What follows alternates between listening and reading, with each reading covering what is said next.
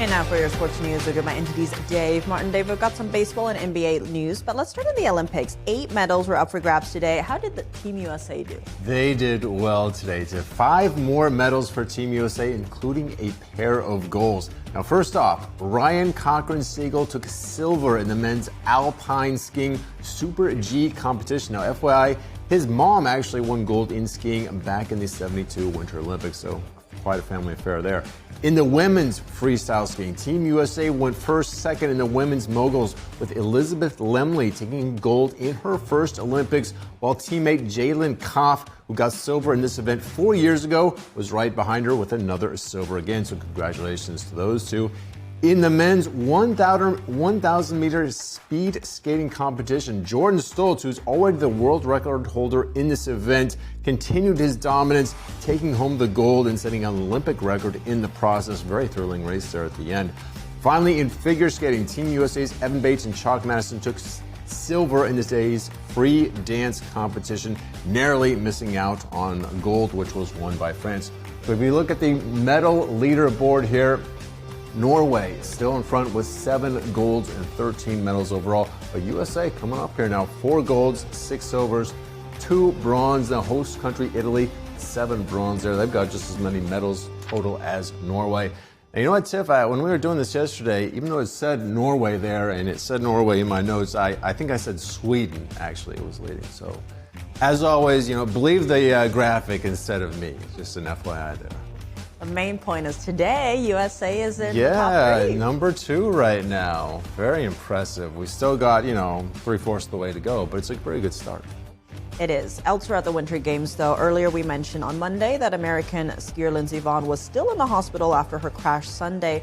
What is the latest on her condition? Yeah, well, just this afternoon, she posted a picture on social media of her in the hospital. The caption read, "I had my 3rd surgery today and it was successful. Success today is a completely different meaning than it did a few days ago. I'm making progress, and while it is slow, I know I'll be okay." Now, end quote. Now, she had already said that she suffered a complex tibia fracture that would require multiple surgeries. Now, just an FYI, a complex fracture means the bone is shattered into multiple pieces and there's significant damage to the surrounding soft tissue. Now, the photo today shows her with some kind of metal frame that looks like it's attached to her leg. Looked very painful. And this is the same leg where she tore her ACL just 2 weeks ago. So an incredible overall comeback for her, but a very tough Olympics here for Lindsey Vonn. So we wish her a speedy recovery. Seems they're built different for sure. For sure. Very painful.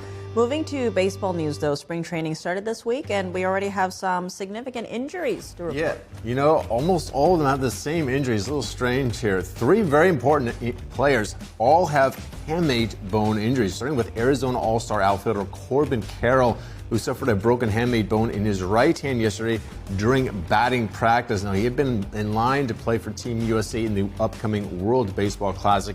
This injury, though, will prevent him from playing. Also, Baltimore Orioles highly touted infielder Jackson Holliday. He's going to miss opening day with a broken right hamate bone as well. He will undergo a procedure tomorrow to repair it.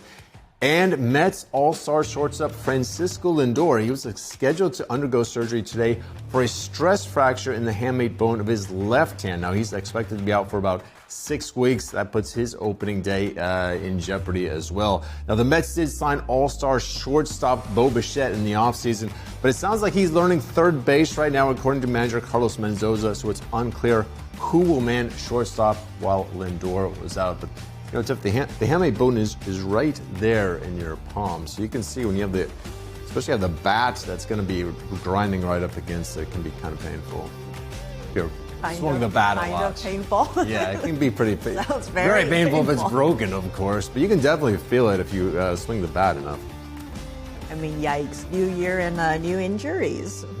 Yeah, exactly. Shifting gears to the NBA, though, there was a significant brawl in Monday's Detroit-Charlotte game, resulting in 4 ejections. What's been the league's response? Well, today they handed out a number of suspensions here. They were significant. Pistons forward Isaiah Stewart got the longest 7-game suspension for leaving the bench area during the brawl. Now, Stewart was given a lengthier ban in part because of a repeated history of unsportsmanlike acts. Also, Hornets forwards Miles Bridges and Musa Diabate were suspended 4 games apiece for fighting and escalating the whole fracas there. Meanwhile, Pistons center Jalen Duren was suspended 2 games for kind of initiating the fight. Now, this all started midway through the third quarter Monday night. Diabate fouled Duren. Duren confronted him immediately afterward. It appeared they butted heads. I'm not sure who actually did the headbutting. Then Duren kind of pushed Diabate's face with his hand, and then you had multiple people joining in. The Pistons ended up winning the game 110-104. Meanwhile, the player suspensions all start today, and they will be not getting paid while they are suspended. So one guy here loses almost $1 million in salary loss. So pretty significant, Tiff. I'll teach you not to start fights. Exactly. Bit surprised they beat the hockey teams to the fights. You know, the fighting seems to be kind of a part of hockey. You know, It's just an accepted part. It's kind of the highlight of the game sometimes is the fighting. They let them fight, and then afterwards they have to sit in the penalty box or something like that. So this is new. So basketball, it's not supposed to be part of the game. It's supposed to be a non-contact sport. It's supposed to be. All right. Well, Davis Oz, thanks for joining us. Thank you, Tiff.